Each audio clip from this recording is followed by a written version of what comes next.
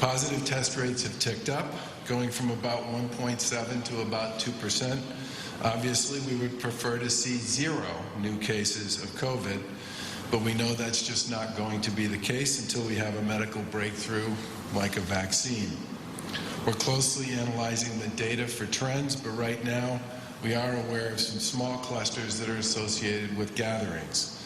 Obviously, there was a lot of public reporting on the cluster that took place after a private party in Chatham, and there's recent information about an employee at Bay State Healthcare who went to a hotspot state, came back, and was lax with respect to wearing a mask, and there are now a number of people who work at Bay State and a couple of patients who were there as well who tested positive.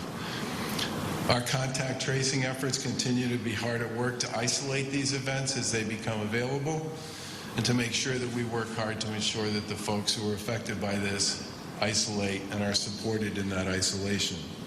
We can also assume that there's simply a lot more mobility out there, some of that as a result of the economic activity that's associated with opening up some of our Commonwealth's businesses and employers, but some of it's also just people being out and about. It's warm out, and people, generally speaking, are probably in more contact with people now than they were in the months of April, May, and even June. We should all remember where we were when we started this reopening program in May. We were seeing positive test rates at that point that were north of 10% on much fewer tests. That's why we can't say enough about how important it is that until we have a vaccine, that everybody continue to play their role.